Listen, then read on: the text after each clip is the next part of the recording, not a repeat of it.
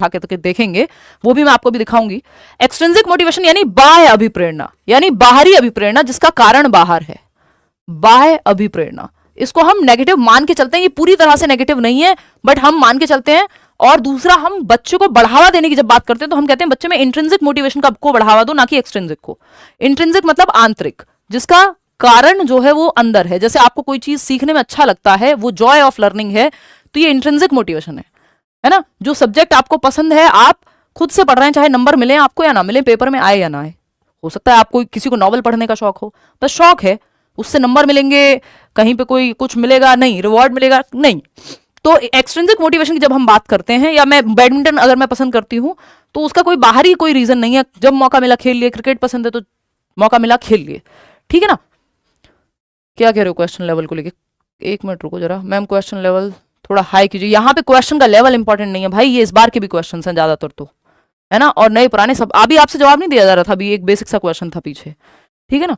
और जिस तरह के क्वेश्चन आ रहे हैं उसी तरह के क्वेश्चन कराए जाने चाहिए, जरूरी है, समझ रहे हो। कल कराऊंगी एक सेट अच्छा, ठीक, तो वो जरूरी है कि जिस तरह के सवाल आ रहे हैं उसी तरह के सवाल पूछे जाएंगे ना। और यहाँ पे टर्म्स का जानना, आपका नेगेटिव और पॉजिटिव टर्म को समझना जरूरी है क्वेश्चन से भी ज्यादा, क्योंकि टॉपिक जो है वो टर्म का है या कीवर्ड्स का है। तो बाह्य अभिप्रेरणा की जब हम बात कर रहे हैं तो intrinsic motivation amongst students can be increased by, देखिए आपको बढ़ावा देना इंट्रिंसिक पे ही, दोनों जुड़े हुए हैं आपस में, लेकिन आंतरिक अभिप्रेरणा को बढ़ावा देना इंटरनल मोटिवेशन को।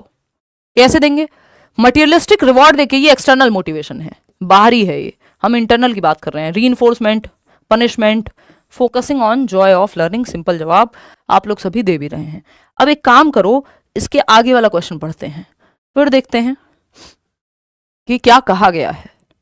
Question number 10, which of the following statements correctly describes the relationship between intrinsic and extrinsic motivation. ये इस बार पूछा हुआ सवाल है पिछली बार का, यानी निम्नलिखित में से कौन सा कथन आंतरिक और बाह्य अभिप्रेरणा के बीच, वो भी इससे पहले वाला भी पूछा ही हुआ होगा कहीं ना कहीं, या उस लेवल का होगा एटलीस्ट, समझ रहे हो।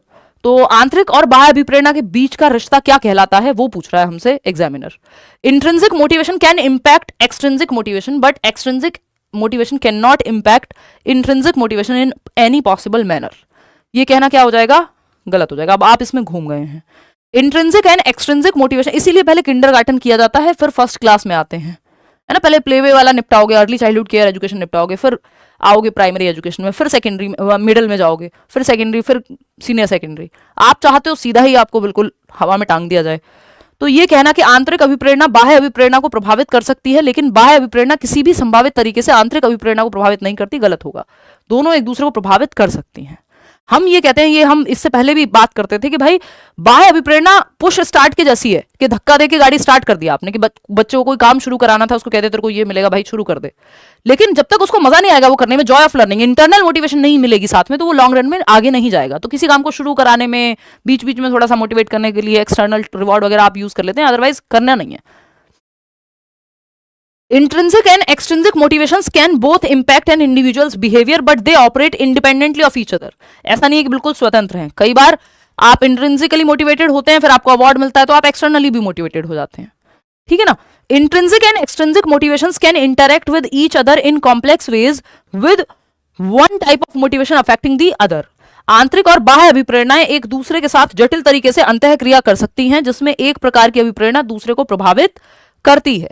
कि इंटरनल और एक्सटर्नल मोटिवेशंस जो हैं वो इंटरेक्ट करती हैं बहुत ही कॉम्प्लेक्स तरीके से। आपको हो सकता है आपको टीचिंग बहुत पसंद हो, या मुझे थी, मैंने कई साल फ्री पढ़ाया, पैसे भी आने लगे, तो अच्छा है, कोई बुरा तो है नहीं, है ना। तो इंटरनल और एक्सटर्नल मोटिवेशन जो है दोनों इंटरमिंगल होकर के काम करते हैं, और कई बार एक टाइप की मोटिवेशन जो है दूसरे टाइप की मोटिवेशन को प्रभावित करती है। क्योंकि आपको काम पसंद है, मन नहीं कर रहा होगा, तब भी आप करने आ जाओगे, है ना।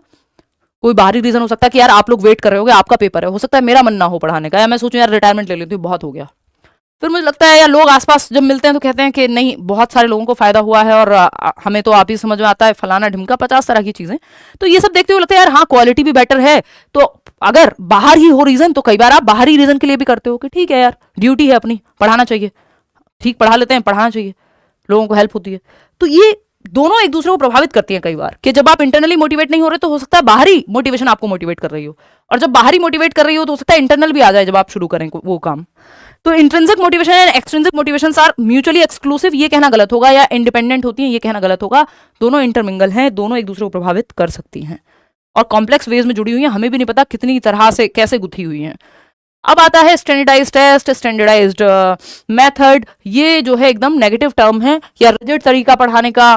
तो स्टैंडर्डाइज्ड चाहे वो असेसमेंट हो, इंस्ट्रक्शन हो, वो नेगेटिव हम मानते हैं उसको कीवर्ड में या टैग वर्ड में। फ्लेक्सिबल तरीके को या डिफरेंशिएटेड इंस्ट्रक्शन को हम पॉजिटिव मानते हैं। डिफरेंशिएटेड में मल्टीपल इंडिविजुअलाइज्ड लर्निंग होती है, यानी आप कई तरीके से बच्चे की नीड के हिसाब से, इंडिविजुअल डिफरेंसेस के हिसाब से पढ़ा सकते हैं, तो वो पॉजिटिव है। फ्लेक्सिबिलिटी, लचीलापन पॉजिटिव है, वो आपने सुना भी होगा, जो लोग फ्लेक्सिबल होते हैं वो बने रहते हैं, और जो ज्यादा रिजिड होते हैं वो सूखे पेड़ टूट जाते हैं जल्दी से, है ना। जिनमें लचीलापन होता है वो सर्वाइव कर जाते हैं।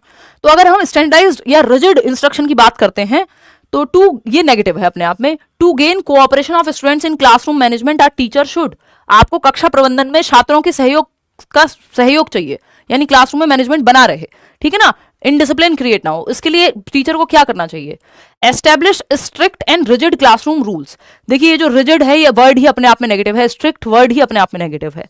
Frequently complain to parents about students misbehaviour, हर चीज के लिए बाहर पेरेंट्स, टीचर, प्रिंसिपल, फलाना ढिमका, तुरंत आप देखिए ना, पहले आप क्या कर सकते हो? रेप्रीमेंड the students for not following the rules. ये रेप्रीमेंड भी अपने आप में नेगेटिव ही वर्ड है, पनिशमेंट के बराबर है कि फटकार लगा दो बच्चों में। Establish norms and rules for classroom in collaboration with students. तो आपने क्या किया? एक तो फ्लेक्सिबल तरीका अपनाया, एक स्टैंडर्डाइज तरीका नहीं अपनाया, सिर्फ पनिशमेंट की बात नहीं की, बच्चों के साथ आप ये फटकार नहीं लगाई उनको, है ना, कि पनिशमेंट नहीं लगाई, या एक ही तरीका नहीं अपनाया। आप बच्चों के साथ नॉर्म सेट कर सकते हैं कि भाई तुम क्या चाहते हो, है ना, कोलैबोरेशन में। तो वो कहेंगे थोड़ा हमें भी इंटरेक्ट करने का मौका मिले, आप भी सवाल पूछें, ग्रुप बनाएं, है ना, हमारी सीट फिक्स ना हो, रोटेशन में चलती रहे, तो फ्लेक्सिबिलिटी आ जाएगी वहां। ठीक, तो इतनी एक बात है ये कि आपको ना तो इंस्ट्रक्शन में और ना ही आपको, देखिए यूनिफॉर्म सिर्फ कपड़ों में अच्छी लगती है कि आपने रोज एक लेट्स लर्न की टी शर्ट पहन के आ गई, मैं चल जाएगा।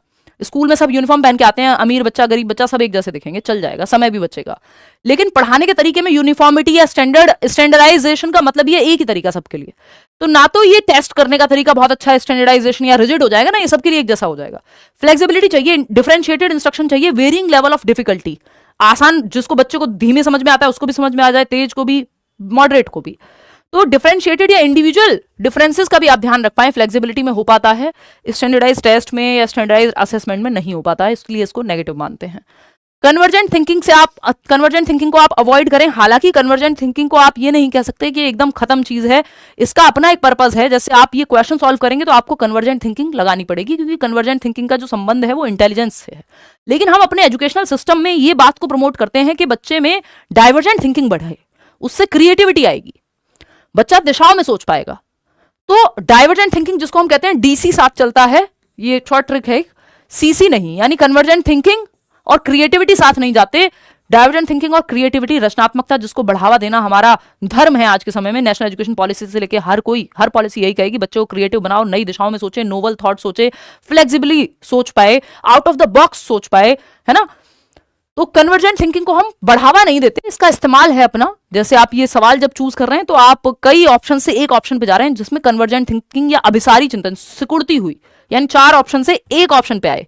डाइवर्जेंट थिंकिंग में आपको एक प्रॉब्लम दी गई, आपने ऐसे लिखा, अपने विचार कहे, वो दिशाओं में सोचना है, वो रचनात्मक सोचना है।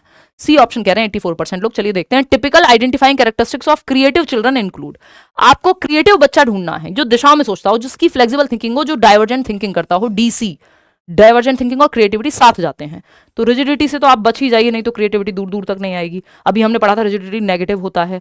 हाई टॉलरेंस फॉर बोर्डम, यानी ये कैरेक्टरिस्टिक है कि बच्चा जो है वो हाई टॉलरेंस होगी उसमें बोर्डम के प्रति, हो सकती है। डाइवर्जेंट थिंकिंग या कन्वर्जेंट थिंकिंग, देखिए कन्वर्जेंट थिंकिंग से भी काम नहीं चलेगा। अगर हाई टॉलरेंस होगी बोर्डम के प्रति तो कुछ नया नहीं सोचेगा। तो बेहतर ऑप्शन इसको हम यूज कर सकते हैं, लेकिन इससे बेहतर ऑप्शन हमारे पास डाइवर्जेंट थिंकिंग है, दिशाओं में सोचना। बच्चे को क्रिएटिव होने के लिए दिशाओं में सोचना पड़ेगा, आउट ऑफ द बॉक्स सोचना पड़ेगा, सिंपल बात है। जॉय पॉल गिलफर्ड ने ये डाइवर्जेंट और कन्वर्जेंट थिंकिंग दी थी, और इसके बारे में वो कहते हैं कन्वर्जेंट थिंकिंग में आप सिकुड़ती हुई सोच है, कई ऑप्शन से एक ऑप्शन की तरफ आएंगे, और डाइवर्जेंट में दिशाओं में जाते हैं। डाइवर्जेंट को हम चाहते हैं कि बच्चे में बढ़ावा दें, क्योंकि इससे क्रिएटिविटी उभर करके आती है। अब बात आती है सेग्रीगेशन या ओनली की तरफ। जब आप ऑप्शन में अगर ओनली लिखा हुआ है या सेग्रीगेशन अलगाव लिखा हुआ है तो ये नेगेटिव है। इंक्लूसिविटी या समावेशन लिखा हुआ है तो ये पॉजिटिविटी है। ये पॉजिटिव टर्म है, ये एक पॉजिटिव वर्ड है, जहां आपको ये दिख जाए मतलब बात बन जाएगी, है ना। ये नेगेटिव है। सेग्रीगेट करना, बच्चे को अलग थलग करना नहीं, आपको बच्चे को इंक्लूड करना है। फोर्थ ऑप्शन डी कह रहे हैं 78% लोग। चलिए देखते हैं कथन क्या है। Only special children benefit from inclusive education. ये बात हम बात कर करके थक चुके हैं और ये हर बार रिपीटेडली आ रहा है कई सालों से क्वेश्चन, बस भाषा थोड़ी सी बदल जा रही है, या कभी डायरेक्ट में आ जाता है, कभी कथन और कारक में आ जाता है। समावेशी शिक्षा से केवल विशेष बच्चे ही लाभान्वित होते हैं, ये कहना गलत होगा। भाई हर बच्चे के लिए शिक्षा है ना, वो स्पेशल बच्चा ही थोड़ी है कि जिसको ऑटिज्म है मान लो, या कोई विजुअली इंपेयर्ड है, उसी के लिए इंक्लूसिव एजुकेशन है। Inclusive education education for all, सभी के लिए शिक्षा है ना। तो ओनली जहां लिखा हुआ है कि सिर्फ ओनली स्पेशल चिल्ड्रन, नेगेटिव है। रीजन क्या है? The concept of inclusive education is based on the philosophy of addressing only learners with some impairment, ये भी नेगेटिव है। तो ओनली नहीं, इंक्लूसिविटी, सबको शामिल करना। ओनली हमें एक तरफ लेके जाता है और एक तरफा कुछ भी अच्छा नहीं होता, मैं आपको बता दूं, प्रेम ही क्यों ना हो। तो ये क्या है? Both ANR are false. मजाक कर रही हूं, जिसको जो करना है करे अपने जीवन में, है ना। दोनों ही बातें गलत हैं। कितने लोगों ने दिया जवाब? जाना जरा पीछे, मुझे देखना है। 89%। चलिए ठीक है, आगे बढ़ते हैं। तो सेग्रीगेट नहीं करना, अलग थलग नहीं करना।